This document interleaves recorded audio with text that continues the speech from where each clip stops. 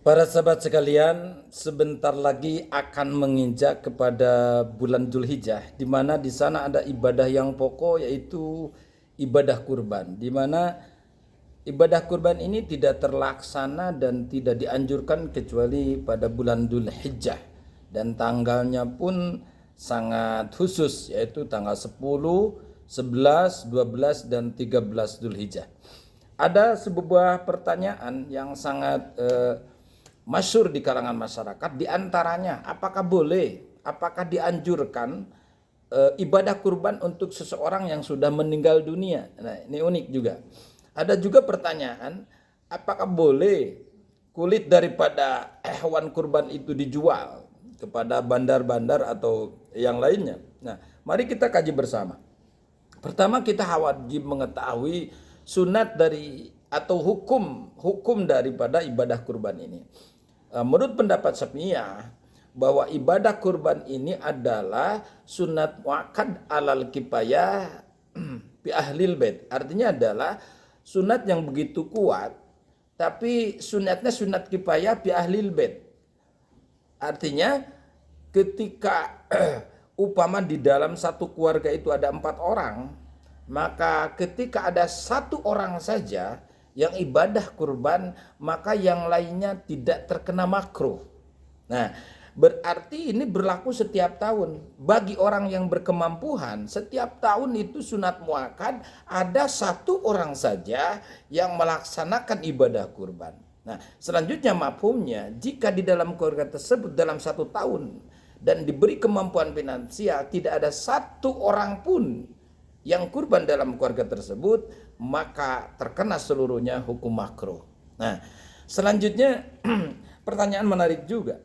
Apakah boleh kita melaksanakan ibadah kurban, bahkan apakah dianjurkan kita melaksanakan ibadah kurban atas nama seseorang orang tua atau sanak saudara yang sudah meninggal? Nah, mari kita kaji bersama.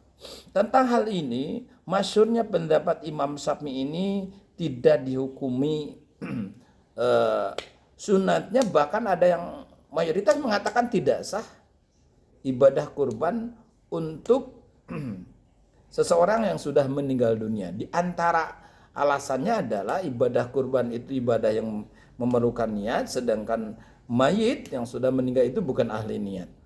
Tapi ada juga ulama, di antaranya pendapat imam yang lain selain Imam Syafi'i, termasuk Imam Hanafi, yang memperbolehkan ibadah kurban atas nama seseorang yang sudah meninggal dunia. Bahkan menurut pendapatnya Imam Syafi'i juga ada kasus yang diperbolehkan, bahkan diwajibkan melaksanakan kurban atas dasar seseorang yang meninggal, dengan catatan orang tersebut sebelum meninggal pernah berwasiat. Jadi awal wajibnya itu dari melaksanakan wasiatnya. Pernah berwasiat, andai saya meninggal, itu domba yang saya miliki saya wasiatkan untuk berkurban umpama, maka itu wajib dieksekusi setelah orang tersebut meninggal, karena itu adalah posisi wasiat. Nah, ada pertanyaan lagi, apakah boleh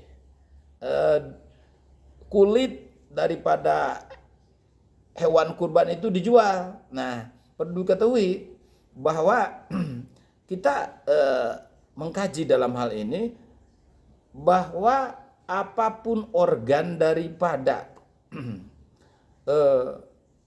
hewan kurban tersebut tidak boleh dijual oleh orang yang bersangkutan, orang yang telah berkurban.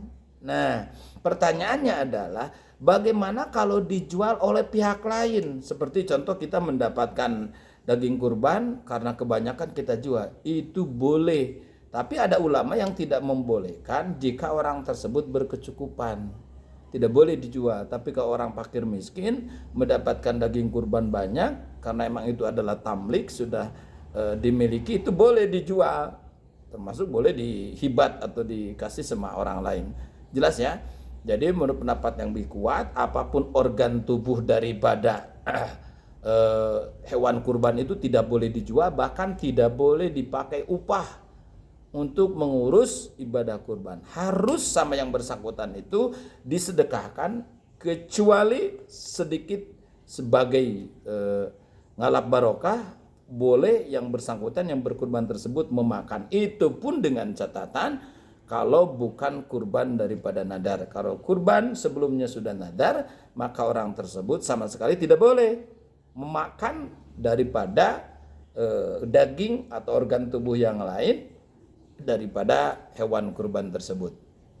Nah, ini mungkin yang jadi sebuah solusi di mana jika ingin menghelah, mengakal-ngakali tentang penjualan daripada organ hewan kurban ini, yaitu di mana yang paling krusial itu di masalah kulit kurban, hewan daripada kurban ini. Yaitu solusinya begitu, jangan dijual langsung oleh yang bersangkutan yang ibadah kurban, termasuk tidak boleh dijadikan upah.